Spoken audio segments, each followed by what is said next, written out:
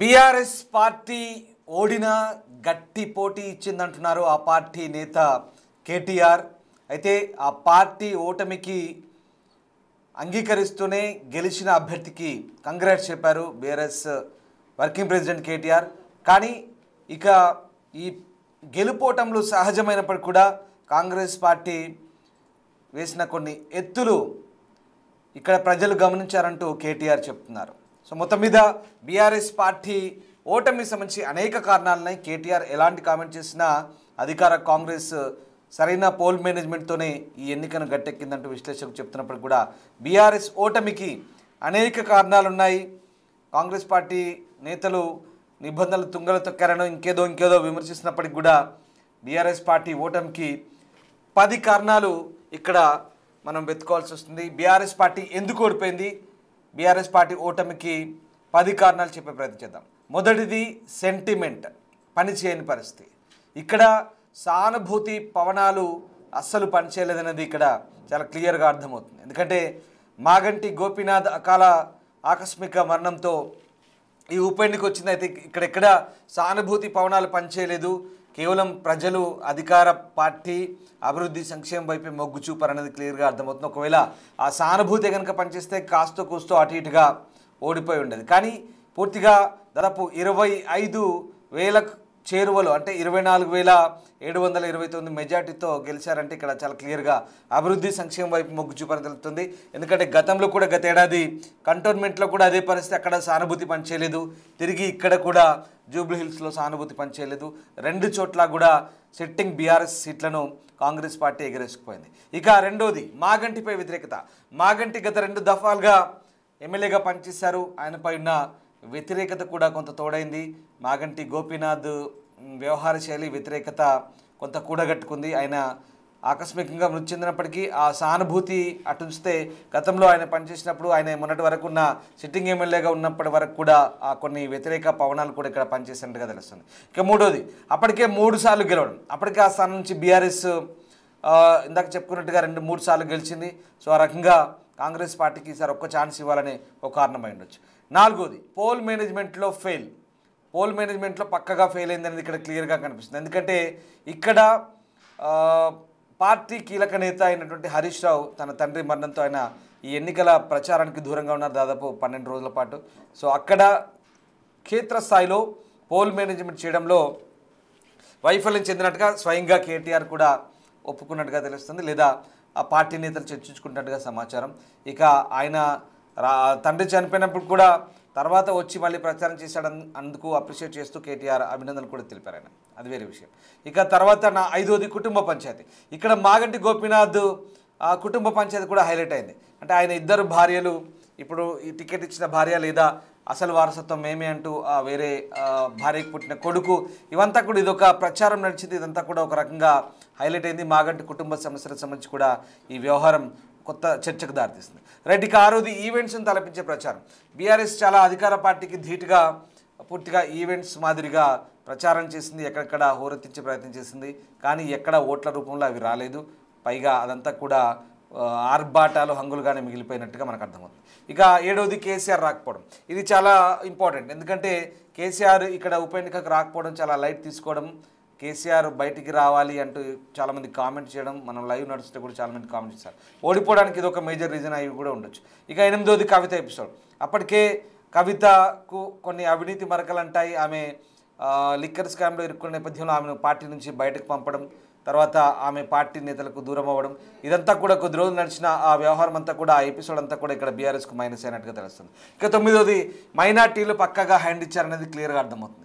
Minority నేతలను కొంతమంది చేర్చుకోవడం, అందులో ఒక రౌడీ షీటర్ కూడా ఉన్నట్టుగా వార్తలు వచ్చి అలాంటి వాళ్ళని కూడా చేర్చుకున్నారు. పైగా కాంగ్రెస్ పార్టీ అభ్యర్థిని రౌడీ షీటర్ అంటారంటూ వీళ్ళు ఎదురు ప్రచారం చేయడం, తిరిగి ఇదంతా కూడా మైనార్టీలు తమతో ఉన్నట్టే ఉండి తిరిగి కాంగ్రెస్ వైపు మళ్ళేనట్టుగా అప్పటికే బీఆర్ఎస్ నేతలు పసిగట్టిపోయారు.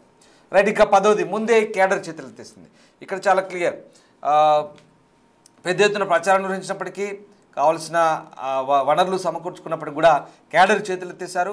చివరి 3-4 రోజుల ముందు పోల్ మేనేజ్మెంట్లో కాంగ్రెస్ పార్టీ చాలా సక్సెస్ అయింది. అక్కడ బీఆర్ఎస్ క్యాడరు పూర్తిగా ఎక్కడికక్కడ చేతులెత్తేసి పూర్తిగా డివైడ్ అయినట్టుగా మనకు అర్థమైంది. దీంతో ఇదొక మేజర్ రీజన్గా కూడా బీఆర్ఎస్ పార్టీ ఓటమికి మనం చెప్పొచ్చు. సో మొత్తం మీద బీఆర్ఎస్ పార్టీకి సంబంధించి ఓటమి కారణాలేంటి, ఆ పార్టీ అభ్యర్థి ఏమంటున్నారు, అలాగే ఆ పార్టీ వర్కింగ్ ప్రెసిడెంట్ కేటీఆర్ ఏమంటున్నారు, ఒకసారి వాళ్ళ మాటల్లోనే విందాం.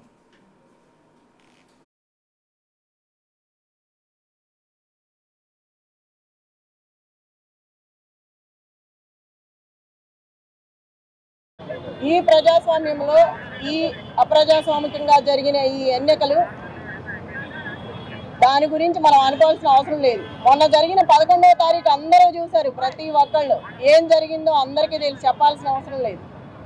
రిగ్గింగ్లు, రౌడీజాలు, అదే పైకి వచ్చింది, అదే గెలిచింది. అది ఒక మహిళ మీద. అది ఎంతవరకు న్యాయమో మీరే ఆలోచించాలి, ప్రజలు కూడా ఆలోచించుకోవాలి. అంత భయపెట్టి భయాందోళనకు గురి చేసినా కూడా ఒక్కొక్కరు భయపడతారు, ఒక్కొక్కళ్ళు ధైర్యంగా ఉన్నారు. వాళ్ళు కూడా మనం అనే పని లేదు, వాళ్ళ ఇబ్బందులు వాళ్ళకు ఉంటాయి, వాళ్ళ సమస్యలు వాళ్ళకు ఉంటాయి, తర్వాత ఏంటనేది. కానీ ఇదైతే చెప్పడానికి రానిది, చెప్పనలవి కానిది, అనుకోవడానికి కూడా సిగ్గుగా ఉన్నది. ఇది ఒక మహిళ మీద ఇలా చేయటం, ఎంతమంది వచ్చి ఎంత చేయాల్సిన అవసరం లేదు. ఇంతకుముందు లాస్ట్ ఎలక్షన్ ఎలా జరిగింది, ఈ బై ఎలక్షన్ ఎలా జరిగింది, అన్ని చోట్ల జరిగిన బై ఎలక్షన్స్ ఎలా జరిగినాయి, ఒక రౌడీ రాజ్యంతో జరిగింది. ఇది మీరు అందరు చూసారుగా, ఇంకా చెప్పాల్సిన పనే ఉంది. ఈ రౌడీజం చూస్తున్నారు కదా, 3 months నుంచి 4 months నుంచి చూస్తూనే ఉన్నారు. మాట్లాడితే అమ్మాయి మాట్లాడింది అంటారు, నవ్వితే నవ్వింది అంటారు, గట్టిగా మాట్లాడితే ఇవాళ ఎందుకు గట్టిగా మాట్లాడింది అంటారు. మనం రౌడీజం మాత్రం రోజు చేయొచ్చు. ఒక కార్యకర్తకి అండగా ఉండాలి కదా.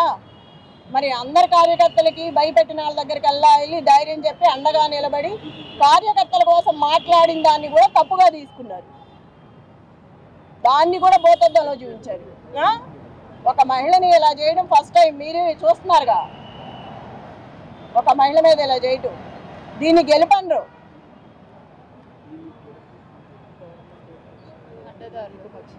అడ్డదారులు వచ్చి అడ్డంగా చేసి.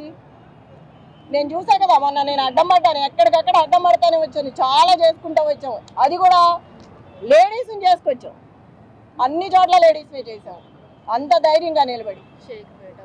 షేక్పేట లలిత గారు, యూసఫ్ కూడా బోర్బండ మొత్తం నేను. నువ్వెక్కడ? షేక్పేట. తన్నారు, రక్తాలు గారేటట్టు గుద్దారు, ఇష్టం వచ్చినట్టు చేశారు. దీన్నైతే గెలుపన్ను. చివరికి నేను చెప్పేది ఏంటంటే, నైతికంగా నేనే గెలిచాను. నా భర్తకు వచ్చిందే వచ్చింది. ఇప్పుడు అక్కడ ఏది ఎంఐఎం 4-5 పార్టీలు నిలబడితేనే నా భర్తకి 16,000 చిల్లర వచ్చింది. ఏ పార్టీ లేకుండా మేమిద్దరమే ఉన్నప్పుడు అది వచ్చిందంటే రౌడీయిజంతో వచ్చింది. అది స్వతహాగా తెచ్చుకున్నది కాదు. నైతికంగా నేనే గెలిచాను. రౌడీయిజం గెలిచింది అనేది నాకు సంబంధం లేదు. అది గెలిపే కాదు, అసలుకి అందరూ వచ్చి గెలిపించుకున్నది. అది అది అధిష్టానం అధికారంలో ఉంది కాబట్టి రౌడీజాన్ని చేసి రిగ్గింగ్ చేసి, ఎక్కడ రిగ్గింగ్ చేశారు, లోపల ర్యాగింగ్ చేస్తున్నారు. అప్పుడే రౌడీజం స్టార్ట్ అయిపోయింది. ఆల్రెడీ మార్నింగ్ నుంచే స్టార్ట్ అయింది. మేము చీరలు కట్టుకుంటే చీరల మీద కామెంట్స్, ఎదవలు ఇచ్చిన చీరలు కట్టుకొని వచ్చామని అంటున్నారు. మరి ఎక్కడ స్టార్ట్ అయింది? అప్పుడే ర్యాగింగ్ స్టార్ట్ అయింది. ఆడలేదు, మగ లేదు, మహిళలకు ఇట్లాగా చేసేది. గెలిస్తే గెలువు, ఏదో జన్మానికో శివరాత్రి అని గెలిచావు. ఇప్పుడు గోపీనాథ్ ఉన్నంతకాలం మూసుకొని కూర్చున్నావు. గోపీనాథ్ లేకపోయేసరికి బయటకు వచ్చి ఇవాళ నీ ప్రతాపం చూపిస్తున్నావు. నీ గెలిపేం కాదు, ఇది అందరూ కలిసి చేసిన గెలుపు. నీకు అది నీ స్వతహాగా గెలిచింది కాదు. చెప్తున్నాగా, నైతికంగా నేను ఎప్పుడో గెలిచిపోయాను, రౌడీయిజంగా గెలిచావు. ఇప్పుడు ఇంకా చెప్పండి, ఇంకేమైనా కావాలా?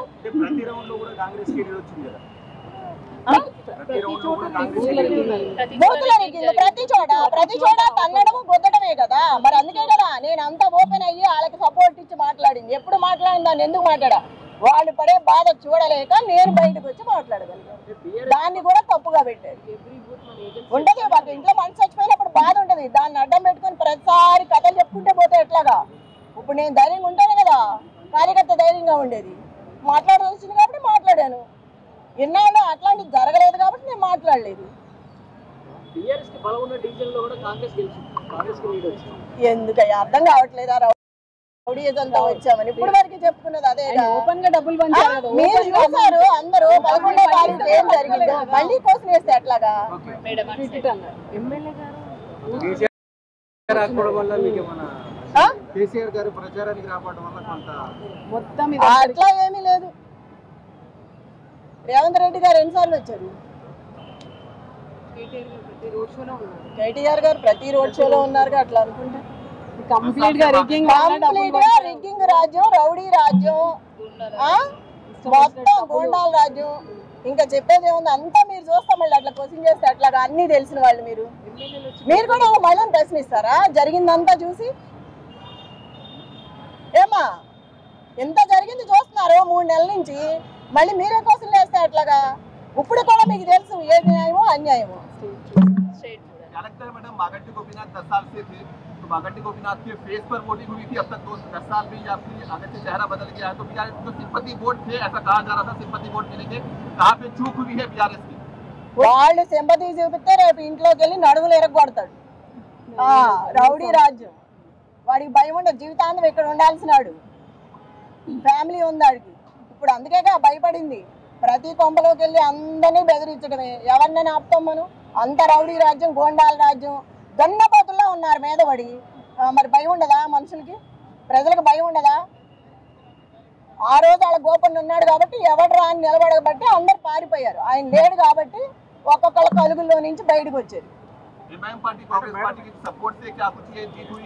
నమస్తే. ఇప్పుడు ఇట్ ఇస్ టూ ఎర్లీ. ఒకటి మేము కూడా కూర్చుంటాం పార్టీగా, ఎందుకంటే మొత్తం ఇంకా అన్ని డివిజన్లలో ఎన్ని బూత్లలో మాకు లీడ్ వచ్చింది, ఎక్కడ మైనస్ అయింది, ఇంకా మేము కూడా చూడలేదు.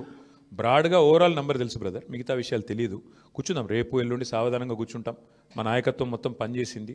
సీనియర్లు మంత్రులుగా పనిచేసిన వాళ్ళు కూడా 10 బూత్లకు ఒకరు ఇన్ఛార్జ్గా తీసుకున్నారు. ఇప్పుడే ప్రశాంత్ రెడ్డి గారు చెప్తున్నారు నాకు, అన్న మా షేక్పేట్లో మా 10 బూత్లలో నా దగ్గర మాత్రం 1100 మెజారిటీ వచ్చిందని చెప్పి ఇప్పుడే ప్రశాంత్ రెడ్డి గారు చెప్తున్నారు. విశ్లేషించుకుంటాం అట్లా ఎట్లెట్లా క్లస్టర్ల వారీగా ఎక్కడెక్కడ ఏం జరిగింది చూసుకుంటాం, సమీక్ష చేసుకుంటాం, డెఫినెట్గా ఆత్మవిమర్శ చేసుకుంటాం. ఎందుకంటే ప్రజలు మరి అల్టిమేట్గా ఎందుకు మొగ్గు చూపారు కాంగ్రెస్ పార్టీ వైపు అనేది కూడా మేము కూడా విశ్లేషించుకోవాలి, ఆత్మవిమర్శ చేసుకోవాలి. తప్పకుండా ఏదైతే ఉందో మా పోరాటం మాత్రం కొనసాగుతుంది. ప్రజా సమస్యల మీద, ప్రభుత్వం మీద, ప్రజలకిచ్చిన హామీలు నెరవేర్చే అంశంలో మాత్రం డెఫినెట్గా మా పోరాటం కొనసాగుతుంది. మిగతా అన్ని విషయాలు చర్చించడానికి బోలెడ్ టైం ఉంది. తప్పకుండా అన్ని కూడా ఆలోచించి నిర్ణయం తీసుకుంటాం. ఇక అది హైదరాబాద్లో మొదటి నుంచి ఉంది బ్రదర్ అది. కాకపోతే ఒక్కటి మాత్రం మా వాళ్ళు నాయకులందరూ చెప్తుంది ఏంటంటే, దాదాపుగా మనం ఇప్పుడు 48.4% మీద ఓటింగ్ అయిందని చెప్తున్నారు. కానీ వాస్తవంగా చూస్తే 70% ఓటింగ్గా చూసుకోవాలి. ఎందుకంటే అంటే చాలా ఓట్లు షిఫ్ట్ అయిన ఓట్లు ఉన్నాయి. కొన్ని అసలు ఓటర్లు పేరుకు లిస్టులో ఉన్నా అక్కడ ఓటర్లు లేరు. కాబట్టి ఒక రకంగా చెప్పాలంటే 65-70% ఓటింగ్ అయినట్టు అనుకోవాలి మనం. కాబట్టి ఓటింగ్ నార్మల్ కంటే పెరిగింది, కానీ ఇంకా పెరిగింటే బాగుండేది అనే భావన ఉంది. ముఖ్యంగా కాలనీల్లో కొంత పెరిగింటే బాగుండేది, జరగలేదు. దానికి కారణాలు పలు రకాలుగా ఉన్నాయి. బట్ చూడాలి, భవిష్యత్తులో అన్న మారుతుందేమో చూడాలి.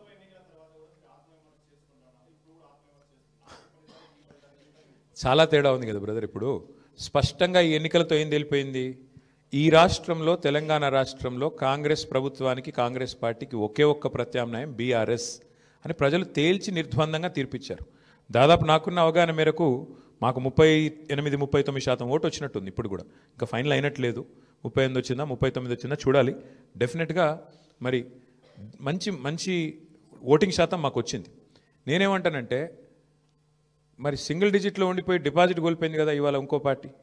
ఇప్పుడు మేము ఓటమి పాలయ్యి ఇంత గట్టి పోటీనిచ్చి అధికార పార్టీ ఇన్ని రకాల ప్రలోభాలు పెట్టినా, ఇన్ని రకాలుగా ఒత్తిళ్లు తెచ్చినా, ఎన్ని రకాల కార్యక్రమాలు చేసినా గట్టిగా నిలదొక్కుని బ్రహ్మాండమైన పోటీనిచ్చాం. అట్లాగే మీరు చూస్తే ఉప ఎన్నికల్లో గతంలో ప్రతి ఉప ఎన్నిక మేము ప్రభుత్వంలో ఉన్నప్పుడు దాదాపుగా మేమే గెలిచాం, 1-2 మినహాయిస్తే. కాబట్టి ఇవన్నీ కూడా జరిగే వ్యవహారాలు. దీన్ని అంత ఇది చేయాల్సిన అవసరం లేదు. పార్లమెంట్ తర్వాత సమీక్ష చేసుకున్నాం. పార్లమెంట్ తర్వాత ఒక్కొక్క నియోజకవర్గం సమీక్ష చేసినాం ఏం జరిగింది అని. పార్లమెంట్ ఒక అసాధారణమైన పరిస్థితిలో జరిగింది. అప్పటికిప్పటికి వచ్చిన తేడా మీరు చూస్తే బీఆర్ఎస్ఏ ప్రత్యామ్నాయం, బీఆర్ఎస్ఏ ప్రధాన ప్రతిపక్షం అని ప్రజలు ఈ జూబ్లీహిల్స్ ఉప ఎన్నికతో స్పష్టమైన తీర్పిచ్చారు. సరే, సహజంగా గెలుస్తామని ఆశించాం, కొంత నిరుత్సాహపడతాం డెఫినెట్గా ఓటమి పాలైనప్పుడు, కానీ నిరాశ లేదు. అది నేను చెప్పేది. బ్రదర్ మేము ఎన్నికల కమిషన్ దగ్గర పోయాము, స్పష్టంగా వారి ముందు ఆధారాలతో సహా పెట్టాము. డబుల్ ఓట్లు ఎన్ని ఉన్నాయి, ఎంతమందికి ఎన్నెన్ని ఓట్లు ఉన్నాయి, చివరికి అభ్యర్థి కాంగ్రెస్ అభ్యర్థి యొక్క సొంత తమ్ముడు ఆయనకే 3 ఓట్లు ఉన్నాయన్నది కూడా ఆధారాలతో సహా ఇచ్చాము. ఇక మీరు అడగాల్సింది ప్రశ్న ఎలక్షన్ కమిషన్ మమ్మల్ని కాదు.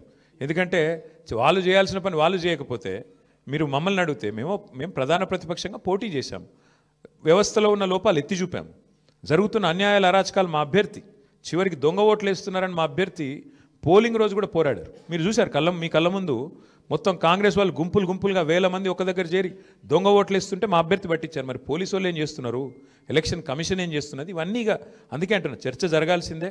ఏ రకంగా అధికార యంత్రాంగం పనిచేసింది, ఏ రకంగా ఎలక్షన్ కమిషన్ పనిచేసింది, ఇవన్నీ మీ ముందున్నాయి. ఈసారి ఇప్పుడు నేను ఓటమికి నేను సాకులు వెతకట్లేదు, నేను వాస్తవాలు మీ ముందు పెడుతున్నాను. ఎలక్షన్ ముందు పెట్టాను, ఎలక్షన్ తర్వాత చెప్తున్నాను.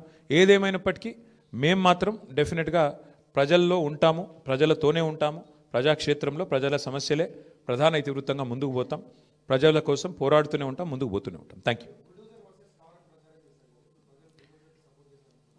మరి ఇప్పుడు అల్టిమేట్గా ఎలక్షన్ ఫలితం వచ్చిన తర్వాత ఏం జరగబోతుంది, రేపు ఏమేం జరగబోతుంది, ఇంకా 3 ఏళ్ళు ప్రభుత్వం ఉంటుంది అంటున్నారు. సో మరి ఆ 3 ఏళ్ళు ఏం జరగబోతుంది చూద్దాం. ఎందుకంటే అల్టిమేట్గా ఈ ప్రభుత్వం తన వైఖరి ఏమైనా మార్చుకుంటుందా, మార్చుకోదా, మళ్ళీ శని ఆదివారాలు పేదల కొంపలు కూలగొట్టే పని చేస్తూనే ఉంటుందా చూస్తాం. మేము చూస్తాం, మీరు చూస్తారు. ప్రధాన ప్రతిపక్షంగా మా పాత్ర మాత్రం మేము బలంగా పోషిస్తాం. ప్రజల్లో మాత్రం ఎక్కడా తగ్గకుండా ప్రజల తరపున మాట్లాడుతూనే ఉంటాం. ఈ విషయంలో మమ్మల్ని ఏ రకమైన వారు ప్రయత్నాలు చేసినా మా గొంతు మాత్రం నొక్కలేరు, ఇది మాత్రం పక్కా. ఇప్పుడు మీరు చూస్తే పశ్చిమ బెంగాల్లో బీజేపీ నుంచి పోయి ఒక ఆయన ఎమ్మెల్యే గారు ముకుల్ రాయ్ అని తృణమూల్ కాంగ్రెస్లో చేరారు. హైకోర్టే కొట్టేసింది, ఆయన డిస్క్వాలిఫై చేసింది. మరి పశ్చిమ బెంగాల్లో జరిగింది ఇక్కడ కూడా జరుగుతుందని మేము కూడా ఆశిస్తున్నాం. ఎందుకంటే న్యాయమే కదా. యాంటీ డిఫెక్షన్లా దేశమంతా ఒకటే ఉంది, బెంగాల్కు వేరే లేదు, తెలంగాణకు ఇంకోటి లేదు. కాబట్టి మేము కూడా ఆశిస్తుంది ఏంటంటే ఇక్కడ కూడా 10 ఉప ఎన్నికలు జరుగుతాయని ఆశిస్తున్నాము. అయితే ఇక్కడ గమ్మత్ ఏంటంటే ఒక్క ఉప ఎన్నికకే మరి ఇంత అపసోపాలు పడ్డారు కాంగ్రెస్ వాళ్ళు. మరి 10 ఉప ఎన్నికలు వస్తే వాళ్ళకి ముచ్చెమటలు బట్టి మరి రాహుల్ గాంధీని, ఇంకా ఇందిరాగాంధీని, ఇంకా సోనియా గాంధీని అందరిని దించుతారేమో చూడాలి. కాబట్టి మేమైతే ధైర్యంగా లోకల్ బాడీ ఎలక్షన్ వచ్చినా ఉప ఎన్నిక వచ్చినా అన్నీ ఎదుర్కొంటాం. మాకు కొత్త ఏం కాదు, ఇది 2001 నుంచి కొట్లాడుతూనే ఉన్నాం, భవిష్యత్తులో కూడా కొట్లాడతాం. మాకు ఎన్నికలేం కొట్లాడడం కొత్త కాదు, గెలుపులు ఓటములు అన్నీ చూసాం మేము. ఆ స్థితప్రజ్ఞత మాకుంది. మరి కాంగ్రెస్ వాళ్ళు ఒక్క దెబ్బకే ఒక్క ఉప ఎన్నికకే ముఖ్యమంత్రి కాలికి బల్పం కట్టుకొని వెంకటగిరి బస్తీలలో కూడా తిరిగిండు. మరి 10 ఉప ఎన్నికలు వస్తే మరి ఏం చేస్తారో చూడాలి. Thank you. అవును, ఎవరన్నారు? నీకు పేపర్ లీక్ అయిందా? నేనేమంటా, వస్తే కొట్లాడతాం, ఏమున్నది బ్రదర్ అలా. ఇప్పుడు అల్టిమేట్గా కంటోన్మెంట్ ఉప ఎన్నిక ఒక అసాధారణమైన పరిస్థితిలో జరిగింది. అందులో మాకు 3వ స్థానం వచ్చింది. ఈరోజు మరి ఈ ఎన్నికల్లో మేము గౌరవప్రదంగా మాకు దాదాపు 38-39% ఓటింగ్ వచ్చింది. 38-39% ఓటింగ్ అంటే కూడా తక్కువేం కాదు ప్రతిపక్షంలో. సరే, సహజంగా పోటీ చేసినప్పుడు గెలుస్తామనే కొట్లాడతాం, గెలవమని ఎందుకు అనుకుంటాం? సరే, జరిగింది ఏందో మీరు చూసిండ్రు కదా, ఇప్పుడు మీ మీడియాలోనే చూపెట్టారు, నేను చెప్పుడు కాదు కదా. ఎన్నికల రోజు ఎట్లా విచ్చలవిడిగా ఏమేం చేసిరో మీరు చూసిండ్రు, ఎన్నికల కమిషన్ ఎంత అట్రఫ్లాప్ అయిందో మీరు చూసిండ్రు, ప్రజాస్వామ్యాన్ని ఎట్లా అడ్డంగా తుంగలో దొక్కిరో మీరు చూసిండ్రు. కానీ ఇవేవి మా ఓటమి కారణమని నేను చెప్తలేను, ఇవన్నీ జరిగినాయని చెప్తున్నాను అంతే. ప్లస్ ఒక్కొక్కరికి ఎన్నెన్ని ఓట్లు రాయించిండ్రు అది కూడా చూసిండ్రు. కాబట్టి ఇన్ని ఉన్నాయి. కాబట్టి నేనేమంటున్నా అంటే దీని మీద చర్చ జరగాలి, భవిష్యత్తులోనే చర్చ జరగాలి. ఏదేమైనప్పటికీ we are thankful to the people of Jubilee Hills. We are certainly thankful to the people of Telangana for continuing to affirm their faith in the leadership of KCR Garu. We will fight on public issues, we will fight on all people's issues till such time as KCR Garu once again leads the state of Telangana, and we will continue to do our job as the principal opposition. Thank you. Congress మీకు కనబడతానే ఉంది కదా brother. Last 3 days వచ్చి హడావుడి చేసి ఎవరికి సహకరించినా మీకు కనబడతానే ఉంది. RS brothers బాగానే వర్కౌట్ అయినట్టుంది. ఆర్ఎస్ బ్రదర్స్ యొక్క మంచి సహకార మిత్రమండలి ఏదైతున్నదో బాగానే వర్కౌట్ అయినట్టుంది. మరి చూడాలి. మిగతా విషయాలన్నీ మీరు విశ్లేషించండి. ఇక మీరు ఉన్నారు కదా, మరి రేపు ఎల్లుండి మీరేం రాస్తారు అన్నీ మేమే చెప్తే. Thank you. అంటే ఇప్పుడు ఇట్ ఇస్ 2